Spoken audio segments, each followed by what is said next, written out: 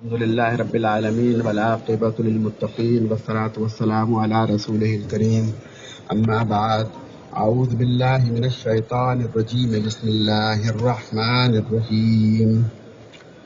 وجوه يومئذ ناعمة لسعيها راضية في جنة عالية لا تسمع فيها لاغية فيها عين جارية. صدق اللہ العلی العظیم. اور کچھ چہرے اس دن خوش و خرم ہوں گے جو محنت دنیا میں کی ہوئی ہوگی اس کا صلہ پا کر راضی ہوں گے، اللہ تعالیٰ کی اونچی جنتوں میں تشریف رکھتے ہوں گے. جنت میں وہ کوئی بیہودہ اور بے معنی بات نہیں سنیں گے.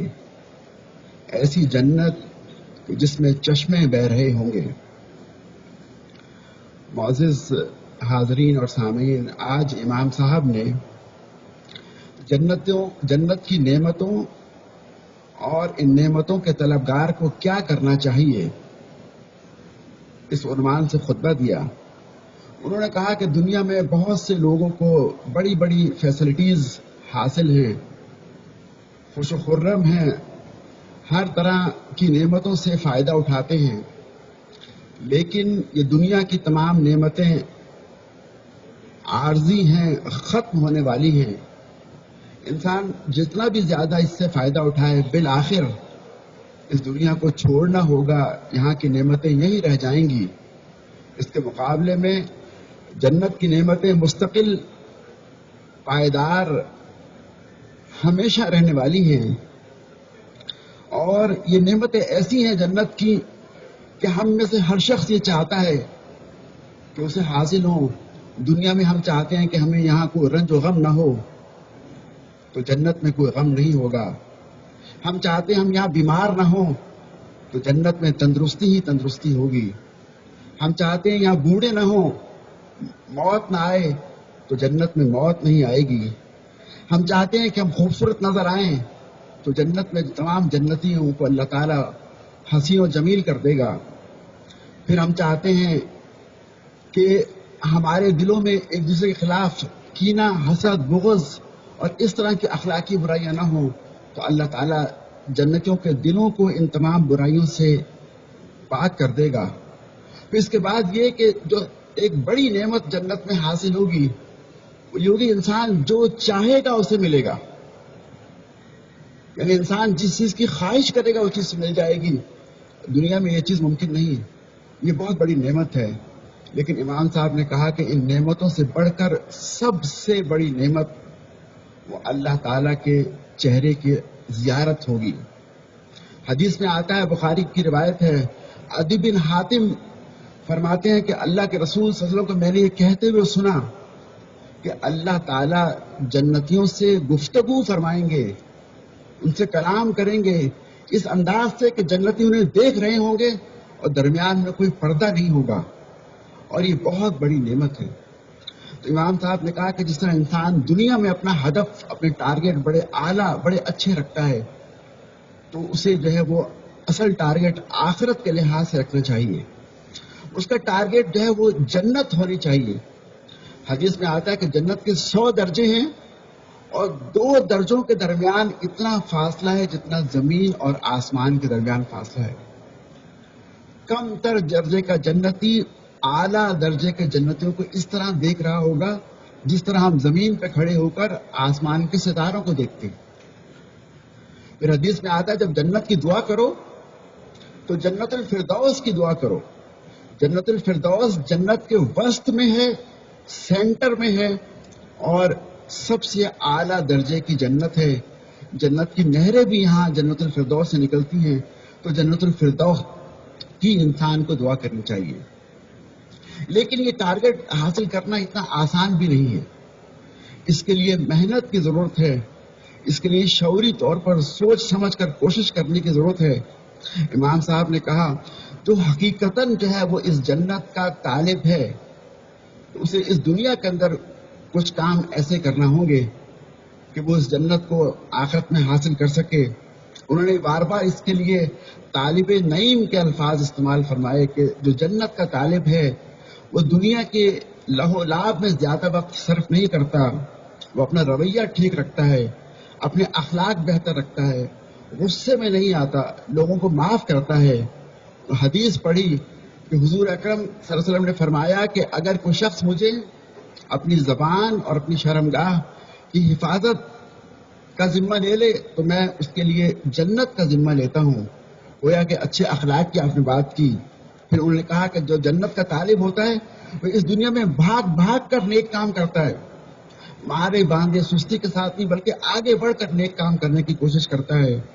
وہ اپنا مال بھی اللہ کے راستے میں خرچ کرتا ہے، وہ اپنے ماتحتوں کے ساتھ، اپنے امپلائیز کے ساتھ زیادتی نہیں کرتا، ظلم نہیں کرتا، ان کے حقوق ادا کرتا ہے۔ وہ شخص جو ہے وہ جو جنت کا طالب ہوتا ہے وہ پرندوں کی طرح توکل کرتا ہے اللہ کی ذات پر۔ وہ پرندہ جو صبح نکلتا ہے اور پھر شام کو اپنا پیٹ بھر کے اپنے گھونسلے میں واپس لوٹتا ہے، اس پرندے کی طرح جو ہے وہ شخص اللہ کی ذات پہ توکل کرتا ہے۔ پھر ان سب چیزوں کے ساتھ ساتھ جو ایک سب سے بڑی بات، ایک سب سے بڑا گناہ جو ہے وہ شخص اس سے بچنے کی کوشش کرتا ہے۔ سب سے بڑا گناہ کیا ہے؟ صادق المصدوق صلی اللہ علیہ وسلم نے فرمایا کہ سب سے بڑا گناہ شرک ہے۔ اور شرک صرف یہ نہیں کہ انسان کسی کو خدا سمجھ لے، بلکہ اللہ کے ساتھ کسی کو ایسوسیٹ، کسی کو شریک سمجھے، یہ شرک ہے۔ اور یہ شرک ایسا گناہ ہے کہ اللہ تعالیٰ نے فرمایا کہ میں تمام گناہ معاف کر سکتا ہوں لیکن میں شرک کو معاف نہیں کروں گا۔ شرک کی بڑی اقسام ہے۔ عیسائیوں نے اور یہودیوں نے عیسیٰ علیہ السلام کو اور عزیر علیہ السلام کو اللہ کا بیٹا قرار دیا۔ یہ شرک کے اندر بھی سب سے انتہا درجے کا سب سے گھناؤنا شرک ہے۔ اس کے بعد پھر یہ کہ اللہ تعالیٰ کے حقوق میں کسی کو شریک کرنا، عبادت میں کسی اور کو، عبادت کسی اور کے لیے کرنا، سجدہ کسی اور کے لیے کرنا، قربانی کسی اور کے لیے کرنا، نظر و نیاز کسی اور کے لیے کرنا، یہ بھی شرک کی اقسام ہے۔ پھر اللہ تعالیٰ کی صفات میں کسی کو شریک کرنا، جیسا علم اللہ کے پاس ہے ویسا علم مخلوق میں کسی کو اسائن کرنا، جیسا اللہ سننے والا ویسا کسی اور کو سمجھنا، اللہ ہر جگہ حاضر و ناظر ویسا کسی اور کو سمجھنا، یہ اللہ تعالیٰ کی صفات میں شرک ہے۔ پھر اللہ تعالیٰ کے اختیار میں شرک، رزق دینے والا کسی اور کو سمجھنا، دعائیں کسی اور سے مانگنا، نفع و نقصان میں کسی اور کو شریک سمجھنا، یہ تمام جو ہے وہ شرک کی قسمیں ہیں۔ اور شرک صرف یہ کہ انسان کسی کو اللہ کے ساتھ شریک کرے تو یہ عمل جو ہے وہ قابل قبول نہیں رہتا، نہ صرف قابل قبول نہیں رہتا بلکہ الٹا سزا کا مستحق ہو جاتا ہے۔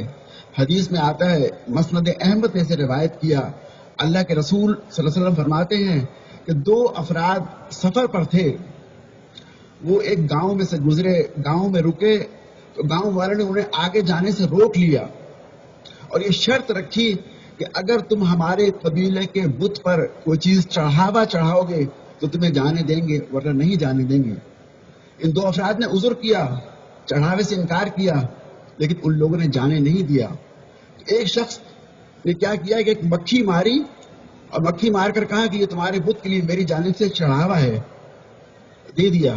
دوسرے شخص نے انکار کیا، انکار کرنے والوں کو گاؤں والوں نے قتل کر دیا، اور جس نے مکھی کا چڑھاوا دیا تھا وہ نکل کے چلا گیا۔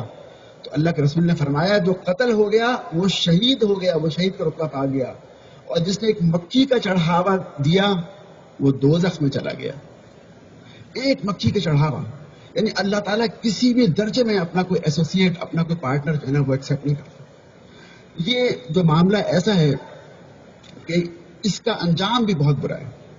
حدیث میں آتا ہے ایک صحابی آئے، پوچھا یا رسول اللہ میں ایک جانور ذبح کرنا چاہتا ہوں، میں چاہتا ہوں ایک خاص جگہ پر پہنچ کر وہاں اپنا جانور ذبح کروں۔ آپ نے پوچھا کیا وجہ کیا ہے؟ اس نے کہا وجہ تو کوئی نہیں ہے۔ کہا اچھا کیا اس جگہ پر کبھی کوئی بت رکھا ہوا تھا؟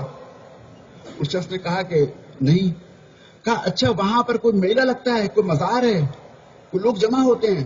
اس شخص نے کہا کہ نہیں۔ پھر آپ نے کہا کہ اگر یہ دو باتیں نہیں ہیں تو پھر یہ کہ تم جاؤ اور اپنا جانور وہاں جو ہے ذبح کر لو۔ تو ایسی جگہوں پر جانور لے جا کر ذبح کرنا اسے بھی اللہ کے رسول نے پسند نہیں فرمایا۔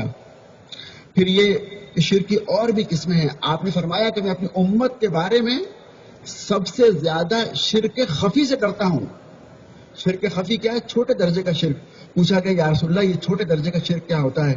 تو آپ نے فرمایا کہ ریاکاری دکھاوے کے ساتھ نیک عمل کرنا، نماز میں دکھاوا کرنا، صدقہ و خیرات میں دکھاوا کرنا، یہ شرک خفی ہے۔ اس طرح غیر اللہ کی قسم کھانا، اللہ کے علاوہ کسی اور کی قسم، جس طرح ہمارے لوگ کہتے ہیں تمہاری جان کی قسم، یہ دھاگے، یہ جو ہے وہ شرکیہ دم، کسی پتھر کو مقدس سمجھنا، کسی درخت کو مقدس سمجھنا، اللہ کے نام پر کسی مزار پہ جا کے ذبیحہ کرنا، یہ ان سب چیزوں سے منع کیا۔ بلکہ یہاں تک آپ نے احتیاط کے تقاضے کو فرمایا کہ کوئی شخص قبر کے پاس پہنچ کر عبادت نہ کرے، نماز نہ پڑھے، کیونکہ اس سے اہتمام یہ ہے کہ ایسا نہ ہو کہ وہ قبر والے کو اپنی عبادت میں جو ہے وہ شامل کر لے۔ اسی طریقے سے علم نجوم ہے، پامسٹری ہے، ان سب چیزوں سے منع کیا گیا۔ ایک اور شرک جس کا خاص طور پر سورہ کہف میں ذکر کیا گیا، سورہ کہف میں اللہ تعالیٰ نے 2 باغ والوں کا قصہ بتایا۔ کہا کہ ایک باغ والے کو ہم نے سب کچھ دے رکھا تھا، انگور اور کھجور کی بیلیں اور درخت بھی تھے، درمیان میں نہر بھی تھی، تو اسے ایک دن جو ہے نا غرور آ گیا۔ اس نے کہا کہ میرا باغ کبھی تباہ نہیں ہوگا، تمام ریسورسز اویلیبل ہیں، پانی بھی ہے اور ہر چیز ہے، یہ کیسے ختم ہوگا؟ اس نے ریسورسز پر، اپنی ٹیکنالوجی پر جو ہے اس نے بھروسہ کیا، تو اللہ تعالیٰ فرماتا ہے کہ ہم نے اس کے باغ کو ایک ایسی ہوا بھیجی کہ اس نے ختم کر دیا۔ تو یہ ریسورسز اور ٹیکنالوجی پر بھروسہ کرنا، یہ جو ہے یہ بھی شرک کی ایک قسم ہے، اس سے بھی جو ہے ہمیں بچنا چاہیے۔ شرک کی سزا کیا ہے؟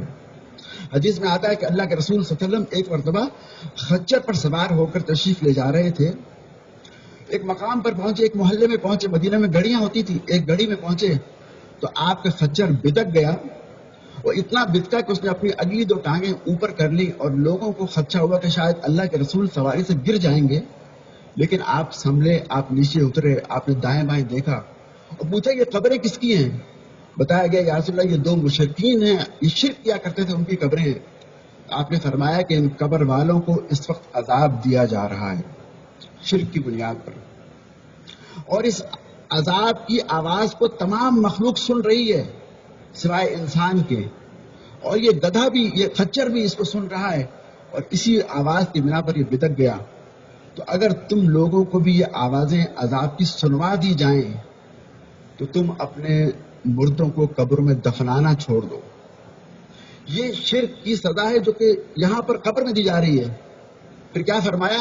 وَالْعَذَابُ الْآخِرَةُ أَكْبَرُ، اور آخرت کا عذاب تو پھر اس سے بھی بڑھ کر ہے۔ تو وہ عذاب کیا ہوگا؟ یہ وہ شرک ہے۔ اور شرک سے بچنے اور توحید پہ عمل کرنے کا انعام کیا ہے؟ کچھ صحابہ نے آ کر اللہ کے رسول صلی اللہ علیہ وسلم کے پاس ایک بات عرض کی کہ ایک صحابی ہیں جو ہمیں نماز پڑھاتے ہیں، اور ہر نماز میں، جہری نماز میں تلاوت کرتے ہیں، اور سورت پڑھنے کے بعد ایک اضافاً جو ہے سورہ احد پڑھتے ہیں، قل هو اللہ احد کا اضافہ کرتے ہیں ہر رکعت میں، اور ہر دم ایسا کرتے ہیں۔ اس کی کیا وجہ ہے؟ آپ نے اس صحابی کو طلب فرمایا، وہ صحابی آئے اور پوچھا کہ تم ایسا کیوں کرتے ہو کہ ہر رکعت میں سورہ احد پڑھتے ہو؟ کہا کہ اس میں اللہ تعالیٰ کی توحید بیان کی گئی ہے، اور مجھے اس صورت سے محبت ہے۔ اللہ تعالیٰ نے فرمایا تو سن لو، پھر اللہ بھی تجھ سے محبت کرتا ہے۔ یعنی اس توحید، بار بار سورہ احد پڑھنے کا نتیجہ یہ نکلا کہ اللہ تعالیٰ کی محبت مل گئی۔ ایک اور حدیث میں آتا ہے ایک صحابی تھے معاویہ بن مزنی رضی اللہ تعالیٰ عنہ، ان کا انتقال ہوا، نماز جنازہ پڑھی گئی، تو اللہ کے رسول نے فرمایا کہ 70,000 فرشتے اس کی نماز جنازہ میں شریک ہوئے، کیونکہ یہ ہر وقت سورہ احد، قل هو اللہ احد پڑھا کرتے تھے، انہیں توحید سے بڑا خاص شغف تھا۔ تو یہ جو ہے اس شرک سے بچنے اور توحید کو اپنانے کا جو ہے وہ صلہ ہے جو کہ احادیث میں ذکر ہوا۔ تو آج کے خطبے کا خلاصہ یہ ہے، امام صاحب نے کہا کہ دنیا کی لذتوں کو چھوڑ کر جو شخص جو ہے وہ جنت کی لذتوں کو چاہتے ہیں تو انہیں جو ہے وہ اس کی طلب کے لیے کوشش کرنی چاہیے، اور وہ سب سے بڑا ٹارگٹ ہے جو بغیر محنت کے حاصل نہیں ہوگا۔ اور پھر کیا اعمال کرنے چاہیے، ان کا ذکر جو انہوں نے کیا۔ یہ آج کے خطبے کا خلاصہ تھا۔ آخر میں ایک اعلان ہے کہ انشاءاللہ حج کا موسم آ رہا ہے، اور ہر سال جو ہے ہم حج کی تربیت کا پروگرام کرتے ہیں۔ اس دفعہ بھی انشاءاللہ کاروان کمپاؤنڈ میں 26 اگست کو حج کے حوالے سے جو لوگ جو ہے حج پہ جا رہے ہیں ان کے لیے ایک اورینٹیشن یا ٹریننگ پروگرام ہوگا۔ اس میں حج کی حکمتیں بیان کی جائیں گی، اور جو ہے وہ حج کا مقصد اور مناسک ہوں گے، سوال و جواب کی نشست بھی ہوگی۔ انشاءاللہ عصر کے بعد یہ پروگرام شروع ہوگا۔ جو لوگ حج کے لیے جا رہے ہیں وہ ضرور اس میں تشریف لائیں۔ وآخر دعوانا الحمدللہ رب العالمین۔